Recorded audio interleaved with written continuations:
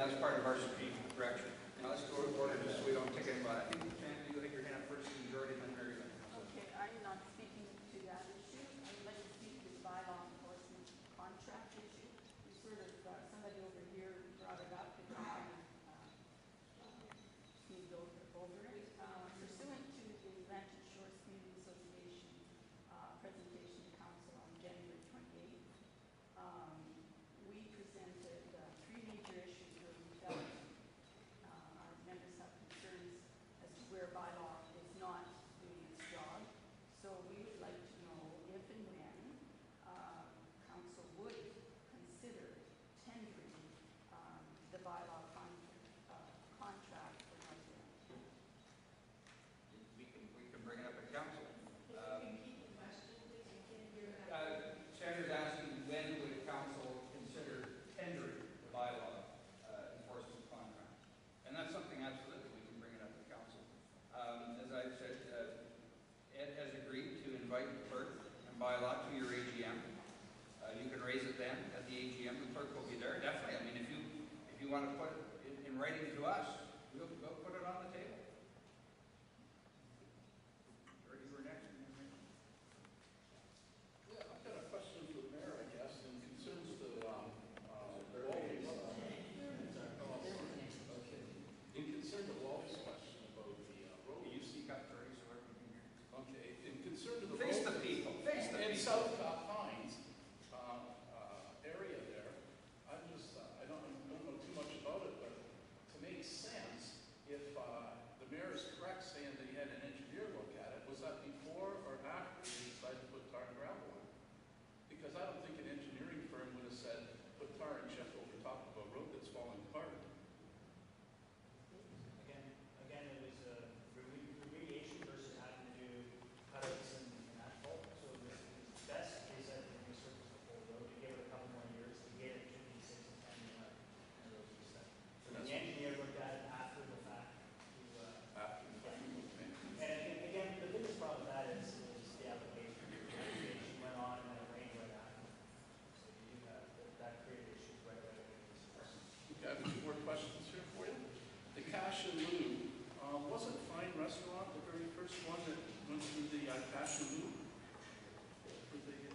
It's been applied to gators, applied to schoolhouses. So the one on Main Street wasn't the first one. There was others? There's always been. And at the last council meeting on Thursday, wasn't it discovered that we don't have a parking policy on Lantern Shores? Yes, and that's why we've asked for that. So is that why it's a little mixed up? It's part of it. Okay. And one more question on the STF.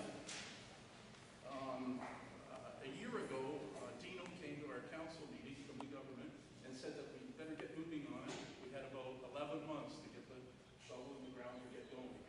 It's now, to my calculation, from that one is 13 months. Is it my understanding correct that it was all set to go? We had our public meeting and we changed it over with the new STF. And then there was a bunch of bump outs that came in. Is that stalled it, or is it the money that stalled it? Again, we've written the DCF and the Ministry of the Environment and waiting to get back. Yep. Is it because of the bump ups that were set, the second set of bump ups that were set in, or is it because of money? Because of the scope change. Do you know? I believe it's because of the scope change. The Scope. scope will be addressed as soon as the Bill Canada addresses the scope change. Okay, so that hasn't been addressed, just that it's at the scope level right now? Because Dino did say that we have to go ahead within 11 months. I don't think we even know what level it's at. I mean, I think you raise a good point. I think there were 16, I think. This was after we had passed the downsize plan. And I think we had the environmental assessment addendum last November, right? And as a result of that, the 30-day public period that followed for discussion, I think 16, if I'm not mistaken, 16 bump up requests went in, meaning that people were objecting to the downsizing. And everyone understands the size matters, so I guess the Ministry of the Environment the minister has to look into these, and that's the stage we're kind of told it's at, but it's puzzling, and I agree with the mayor, the scope change, I just don't understand. We won't get into our personal opinions here, but I just don't understand how in a time of austerity and global recession, two municipalities, after years and years of trying to get a deal together, agreed on a infrastructure that will last for 20 years, and was going to save both tiers of government millions of dollars, and we can't get a green light. It's mind-boggling. I mean, when Mr. Radoshu was at our council meeting on February 16th of 2012, he said, you're doing everything right. You can go into WestShoreMedia and click on February 16th, 2012, you'll see the meeting. He says, you're doing everything right. It's in the contract with both the feds and the province that says, look, if things change, you can apply. Things change, we get it. And so that's what we've done. And now we hear, well, the scope change, what? I don't get that. I don't get it. We're satisfying the needs, we're saving you millions of dollars, but we can't give you an answer. Sorry if I'm criticizing the province, Chairman. Yes, I'm not from Hampton Shore, we're right on the border, so we use Hampton Shore, but. My condolences. Yeah, I know, what I'm getting at is the crosswalks that you got. Who's putting the bill for that? Well, as the mayor alluded to, prior to August 2012, the province was paid 90%. Today, we're paying 100%. Hampton Shore. So that's because it's isn't that a highway? Well, the connecting link policy has been around since 1927, which means that as a major highway goes through a town, between the city limits of the town, it's the municipality's responsibility to maintain it. Now, where the province gets involved is, they don't want the flow of traffic impeded. So the province, if the municipality wants to do something that might impact the flow, the province wants to get involved to say, well, I don't know about that. And I guess this is where everything seems to slow down. So what are you gonna do? At the crosswalks, you get the garbage down there, the traffic down there, not doing 100 miles an hour?